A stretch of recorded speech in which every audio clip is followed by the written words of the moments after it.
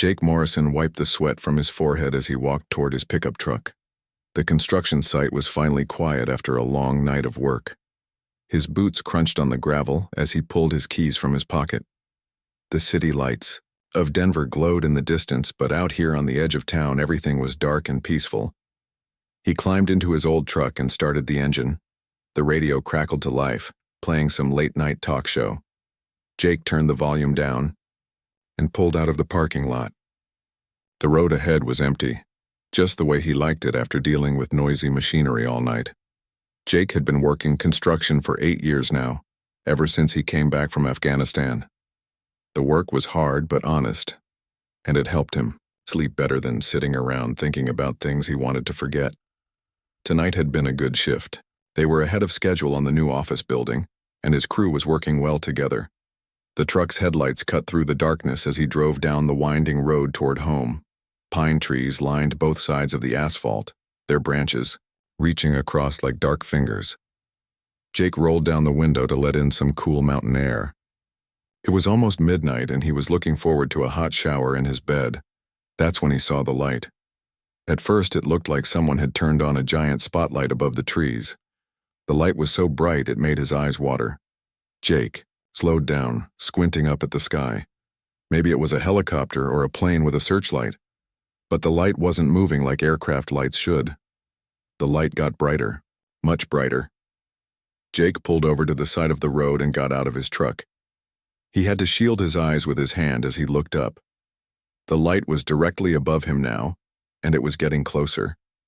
The air around him started to feel strange, like before a thunderstorm, but there were no clouds in the sky. "What the hell?" Jake muttered, reaching for his phone to take a picture. Before he could pull out his phone, the light became so bright that everything around him disappeared. He couldn't see his truck, the road, or even his own hands.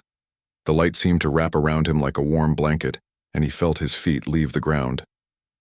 Jake tried to shout, but no sound came out. He tried to move his arms and legs, but they wouldn't respond. It was like being in a dream where you want to run but can't make your body work. The only thing he could do was think. And right now he was thinking that this was the strangest thing that had ever happened to him.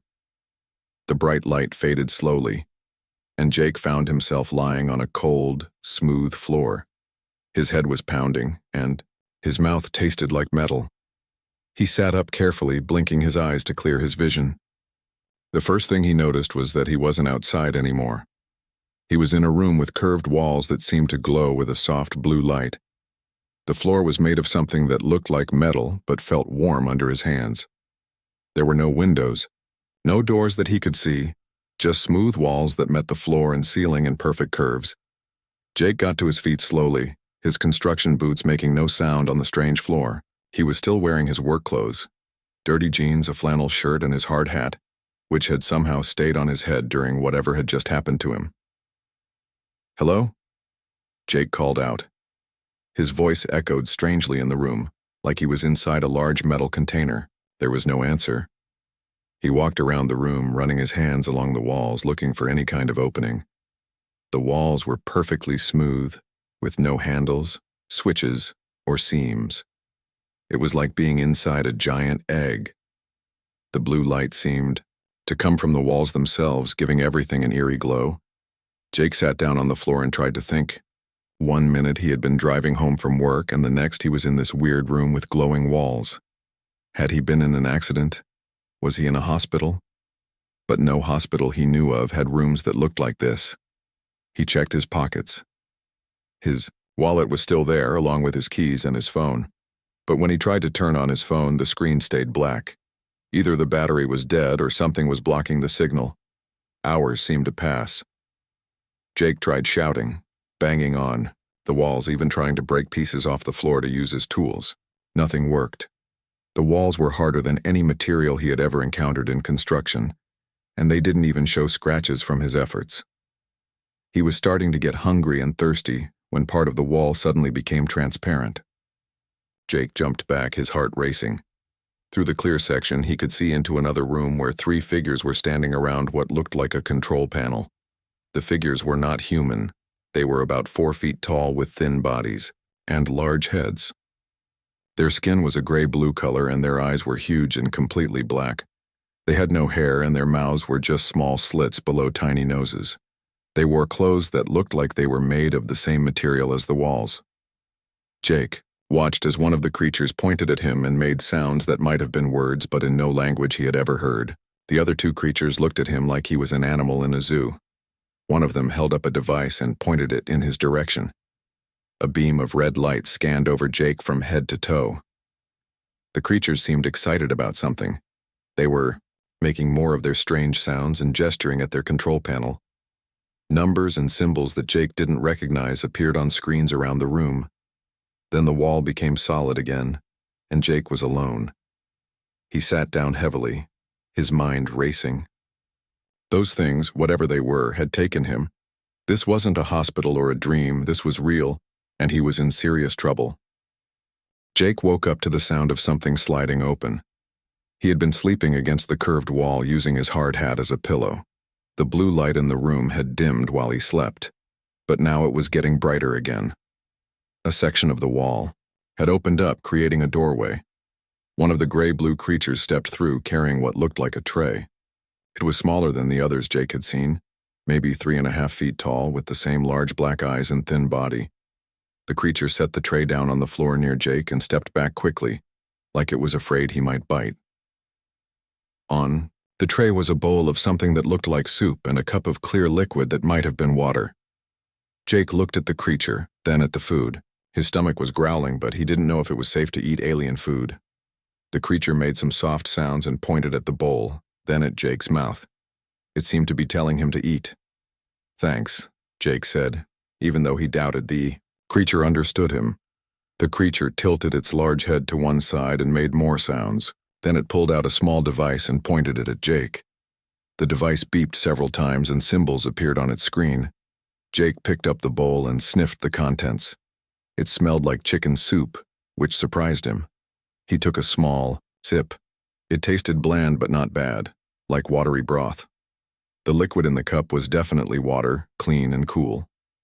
While Jake ate, the creature watched him and made notes on its device. It seemed fascinated by the way he used his hands to hold the bowl and drink from the cup. Every few minutes it would point the device at him and more symbols would appear. When Jake finished eating, the creature took the tray and left through the wall opening, which sealed shut behind it. Jake was alone again, but now he knew the creatures could come and go whenever they wanted. Over the next few hours, more creatures came to visit him. They brought different devices and tools, all designed to study him. They measured his height by making him stand against the wall. They tested his strength by having him push against a metal bar that came out of the floor. They even played sounds and watched how he reacted. Jake realized they thought he was some kind of animal. They treated him the way scientists might study a new species of monkey or dog. They gave him simple puzzles to solve, putting shapes into matching holes, stacking blocks in order of size, following patterns of colored lights. But Jake was no ordinary animal, and he was learning about them too. He noticed that the creatures were physically weak. When one of them tried to move a piece of equipment, it struggled with something that Jake could have lifted easily. Their movements were slow and careful, like they were afraid of hurting themselves. He also noticed that they were very confident, maybe too confident. They never seemed worried that he might try to escape or fight back. They left their devices within his reach and turned their backs on him while they worked. It was like they had never encountered anything dangerous before. The creatures talked to each other in their strange language while they studied him. Jake listened carefully, trying to pick out patterns in their sounds. One sound that came up often sounded like Vexka. Another was Nix-Ray. He guessed these might be names. 3 of the creatures seemed to be in charge. The tallest one, who Jake decided to call Commander, gave orders to the others. A medium-sized one with extra devices attached to its clothes seemed to be the scientist. The third one was smaller and appeared to be learning from the other 2. Jake pretended to be confused and scared during their tests. He made his movements clumsy and acted like he didn't understand what they wanted. But really, he was studying everything around him. The room he was in was stronger than it looked. The walls were thick, and the material was unlike anything he had seen on Earth. But Jake had worked construction for years, and he knew that every structure had weak points. You just had to know where to look. During one of the tests, Jake noticed that the wall opening always appeared in the same place. There had to be some kind of mechanism there, hidden behind the smooth surface. He also saw that the creature's devices all seemed to work the same way. They pointed them at things and pressed buttons to make them work. When the creatures brought him lunch, Jake watched how the smaller one operated the wall opening. It touched a spot on the wall that looked exactly like every other spot, but Jake memorized the location. He also noticed that the creature looked at a small screen on its wrist before touching the wall. The food was better this time. Something that tasted like bread and a piece of fruit that was sweet and juicy. Jake ate slowly, giving himself time to observe everything around him. The creatures were getting more relaxed around him, talking freely and leaving their equipment closer to his reach. One of them, the scientist, was especially careless. It left its scanning device on the floor while it adjusted something on the wall. Jake could have grabbed it easily, but he didn't. Not yet. He was still learning, still figuring out how things worked on this ship. After the creatures left, Jake sat quietly and thought about what he had observed. These aliens were smart, but they had made one big mistake. They thought humans were stupid. They treated him like a pet or a zoo animal, something harmless and simple. Jake smiled for the first time since his capture. In Afghanistan, he had learned that the enemy's biggest weakness was often their overconfidence. These creatures were about to learn that lesson the hard way. He started doing exercises, keeping his body strong and his mind sharp. Push-ups, sit-ups, stretching. The creatures would probably think it was just animal instinct, but Jake was preparing for something much more important. He was preparing to show them exactly how wrong they were about humans. Jake had been counting time by meals and sleep cycles. 3 days had passed since the aliens took him. 3 days of pretending to be a confused animal while he learned everything he could about his prison and his captors. Tonight was different. The blue light in his cell had dimmed to almost nothing, which Jake had figured out meant it was sleep time for the creatures. He had also learned their schedule. The guards changed every 6 hours, and there was always a 30-minute gap when the corridors outside his cell were completely empty. That gap was happening right now. Jake stood up quietly and walked to the corner of his cell where he had been working on his escape plan. For 3 days during his fake panic attacks and confused stumbling, he had been testing every inch of the walls. Most of the structure was incredibly strong, but he had found something interesting. In the corner where the curved wall met the floor, there was a joint. It was invisible to the eye, but Jake's fingers could feel a tiny seam. Years of construction work had taught him that joints were always the weakest part of any structure. Even alien technology had to connect pieces together somehow. During feeding time yesterday, Jake had managed to break off a small piece of the metal feeding bowl. The creature bringing his food had been distracted by something on its device and didn't notice. The piece was only about 2 inches long and sharp on one end, but it was exactly what Jake needed. He knelt down in the corner and carefully inserted the metal piece into the seam. In construction, they called this finding the leverage point. Every structure, no matter how strong, had places where the right amount of pressure in the right direction could cause failure. Jake pushed gently at first, testing how much force the joint could take. The wall material was incredibly tough, but the connection point had some give to it. He applied steady pressure, using techniques he had learned for removing stubborn bolts and breaking apart concrete. Minutes passed. Jake's hands were getting sore, but he kept working. In Afghanistan, patience had kept him alive more than once. You waited for the right moment, you did your job, and you didn't rush things that needed time. Then he felt something shift. The seam opened just a tiny bit, no more than the width of a hair. But it was enough. Jake worked the metal piece deeper into the gap and applied more pressure. The joint began to separate slowly, making a sound so quiet that even Jake could barely hear. More minutes passed. Sweat dripped down Jake's face as he worked in the dim light. His hands were cramping, but he kept going. The gap was getting wider and he could see some kind of wiring or circuitry behind the wall panel. Finally, with a soft click that sounded like thunder in the quiet cell, a section of the wall panel came loose. Jake caught it before it could fall and make noise. Behind the panel was a space about the size of a shoebox filled with glowing wires and small devices that pulsed with soft light. Jake smiled in the darkness. He had found the cell's control system. He looked at the wires and devices, trying to understand how they worked. The aliens' technology was different from human electronics, but the basic ideas seemed the same. Power went in, signals came out, and everything was connected in logical patterns. One thick bundle of wires seemed to carry power to the wall systems. Another smaller group connected to what looked like sensors. Jake traced the connections with his finger, being very careful, not to touch anything that might set off an alarm. There, in the center of the control box, was a device about the size of a deck of cards. It pulsed with the same rhythm as the wall's blue light. Jake guessed this was the main controller for his cell, the thing that kept the walls solid and the door locked. But Jake didn't destroy it. Not yet. Instead, he memorized everything he could. See? The way the wires were connected, the colors of the different devices, the pattern of the pulsing lights. If he was going to escape, he needed to understand more than just his own cell. He needed to learn how the whole ship worked. Jake carefully put the wall panel back in place. From the outside, it looked exactly like it had before. The seam was invisible again, and the blue light continued to glow normally. But now Jake knew the truth. The aliens' technology was advanced, but it wasn't magic. It was just engineering, and Jake understood engineering.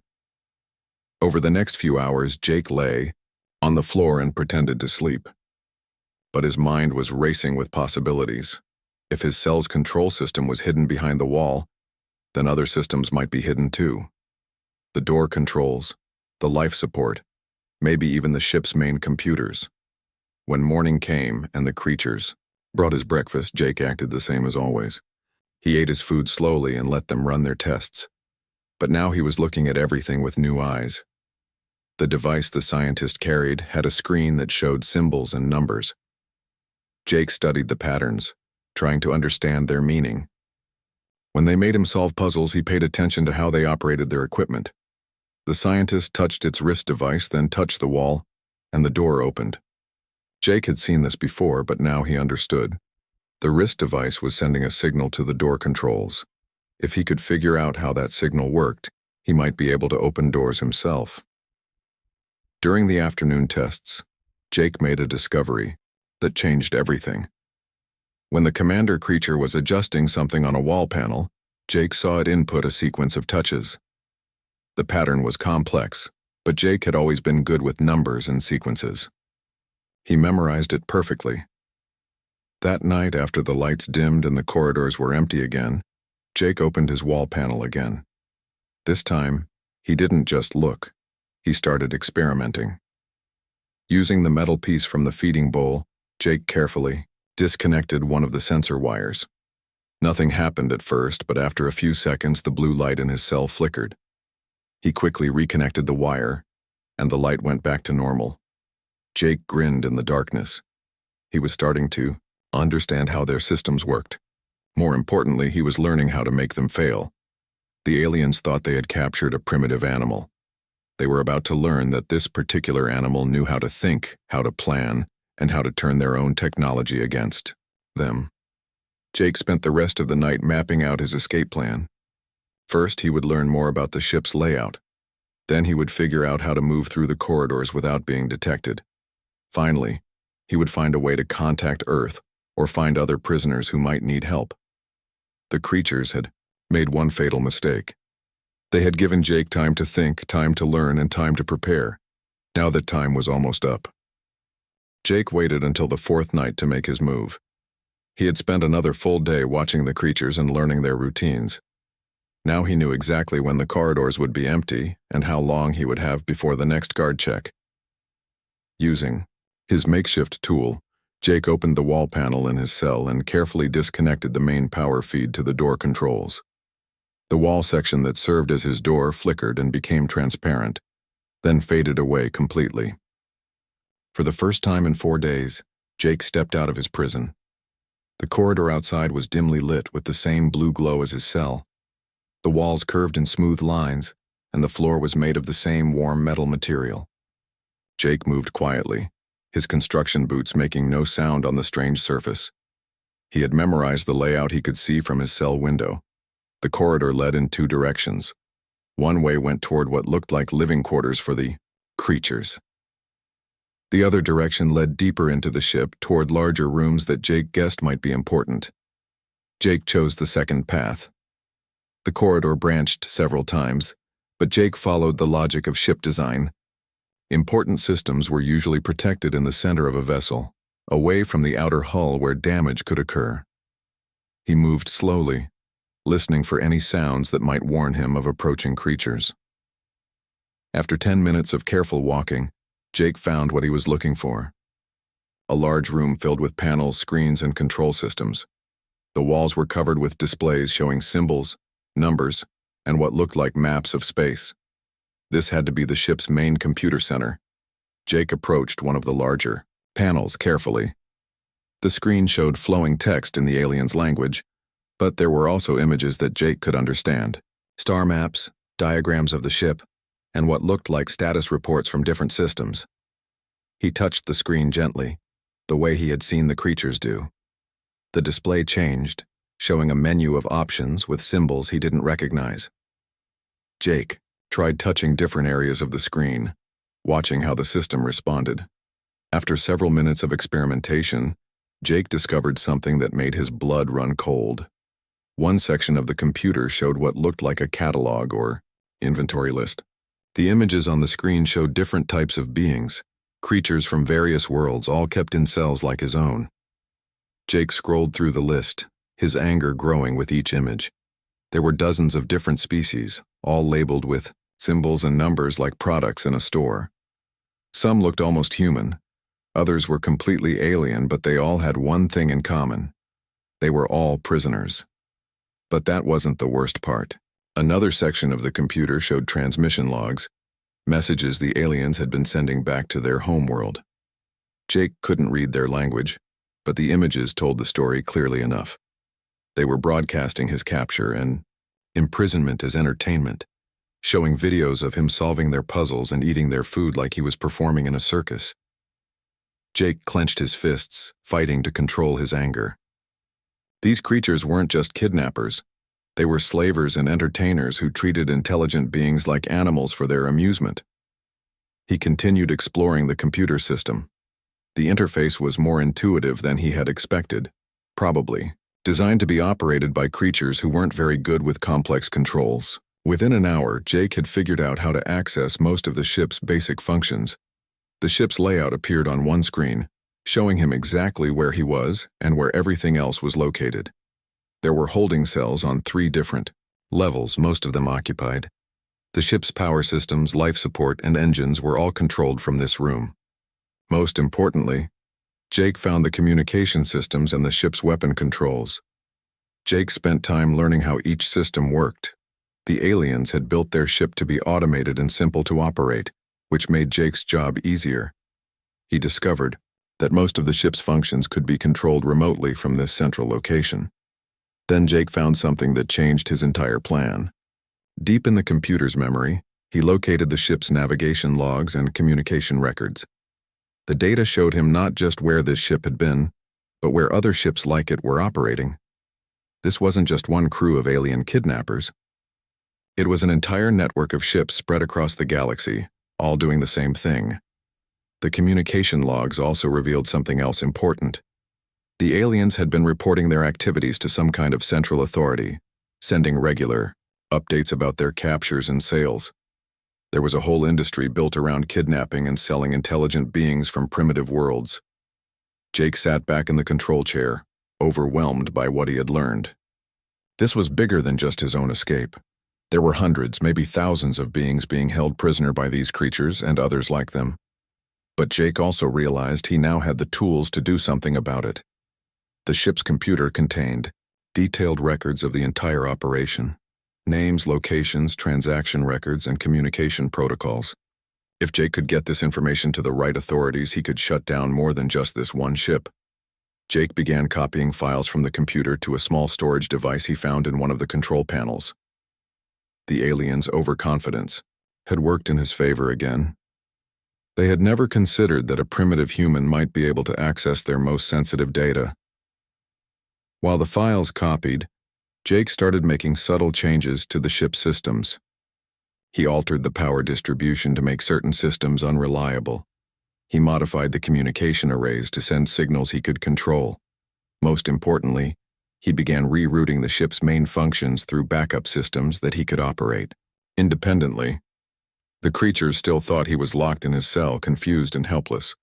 They had no idea that their primitive prisoner was systematically taking control of their entire ship. Jake smiled as he worked. In a few hours, the aliens would wake up to discover that their entertainment had become their worst nightmare. The human they thought was so stupid and harmless was about to teach them a lesson they would never forget. The hunt was about to become the hunted. Jake returned to his cell just before dawn, sealing the wall panel behind him. To anyone watching, it would look like he had never left. He lay down on the floor and waited for the aliens to wake up and discover what he had done to their ship. First sign of trouble came 2 hours later.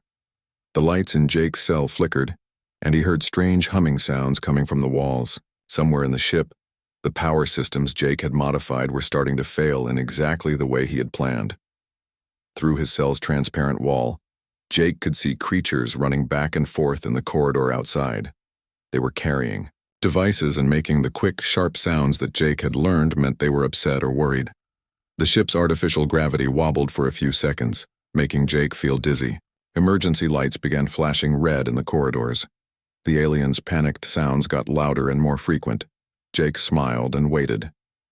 Commander Vexka appeared at Jake's cell, along with 2 other creatures Jake hadn't seen before.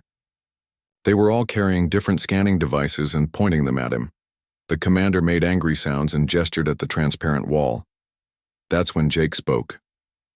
"Hello, Commander," he said in the alien's own language. The 3 creatures jumped back like they had been shocked. Their large black eyes got even wider, and they started making rapid chittering sounds to each other. Jake had spent hours in the computer room learning their language from the ship's translation programs. He wasn't fluent, but he knew enough to make his point clear. "I know what you are doing," Jake continued in their language. "I know about the other prisoners. I know about your business." Commander Vexka stepped forward and made sounds that Jake's limited vocabulary told him were questions. The commander wanted to know how Jake could speak their language and how he knew about their operations. "Your computer systems told me everything," Jake said. "Your ship is very smart, but you are not smart enough to use it properly." Jake stood up and walked to the transparent wall. The 3 aliens backed away from him. "I have taken control of your ship," Jake announced. "Your engines will not work. Your weapons will not work. Your communications will only work when I want them to work." To prove his point, Jake pulled out the small control device he had taken from the computer room. He pressed a button, and all the lights in the corridor went out for 10 seconds before coming back on. The aliens made sounds of fear and confusion. They understood that somehow their primitive prisoner had gained control of their technology. Commander Vexka pulled out a communication device and spoke rapidly into it. Jake could hear other voices responding, all sounding worried and confused. The commander was trying to contact the bridge, but Jake had already anticipated this. "Your crew cannot help you," Jake said calmly. "I can shut down life support to any part of this ship.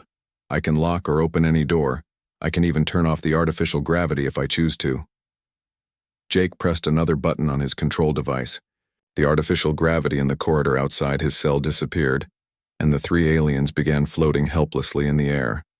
After a few seconds, Jake restored gravity, and they crashed gently to the floor. "Now you understand," Jake said. "You have 2 choices. You can release all the prisoners on this ship and surrender to the nearest galactic authority station, or I will leave you floating in space with no power and no way to call for help." Commander Vexka stood up slowly, making sounds that Jake recognized as protests. The commander was trying to argue that humans were primitive and couldn't possibly understand their technology. "You thought humans were stupid animals," Jake replied. "That was your mistake. We may not have technology as advanced as yours, but we know how to think, we know how to learn, and we know how to fight when we have to." Jake activated the ship's internal communication system, something he had learned to do from the computer room. His voice now echoed through every corridor and room on the ship. "Attention all crew members," Jake said in their language. "This is the human prisoner speaking. I now control this ship. You will release all prisoners immediately and set course for the nearest authority station. If you do not comply, I will shut down all ship systems and leave you stranded." To demonstrate that he wasn't bluffing, Jake turned off the lights throughout the entire ship for 30 seconds. When they came back on, he could hear panicked voices coming from the communication system. The ship's science officer, Nix-Ree, appeared in the corridor and made rapid sounds to Commander Vex-Ka. Jake could understand enough to know that Nix-Ree was reporting that the human had indeed taken control of all major ship systems. Commander Vex-Ka looked at Jake through the transparent wall. The alien's posture had changed from confidence to defeat. It made slow, careful sounds that Jake recognized as questions about what Jake wanted them to do. "First, you will release all prisoners from their cells," Jake said. "Then you will provide them with food and medical care if they need it. After that, we will go to the nearest galactic authority station where you will surrender and face justice for your crimes." The commander hesitated, so Jake shut off the air circulation system. For 60 seconds, the message was clear. Over the next hour, Jake watched through the ship's security cameras as the aliens released dozens of prisoners from cells throughout the ship. Beings from many different worlds emerged, confused and frightened but free. Some looked almost human, others were completely alien, but all of them had been victims of the trafficking operation. Jake opened his own cell door and stepped out into the corridor. The aliens backed away from him as he walked past them toward the ship's main computer room. They followed at a distance, too scared to try to stop him, but too curious to stay away. In the computer room, Jake sat down at the main control station and began entering commands. He set the ship's course for the nearest galactic authority station, a journey that would take 3 days. He also sent out a distress signal that would alert the authorities to what had happened. Commander Vex-Ka approached slowly and made questioning sounds. Jake turned to face the alien leader. "You wanted to study humans," Jake said. "Now you have learned something important about us. We may look weak, but we are not helpless.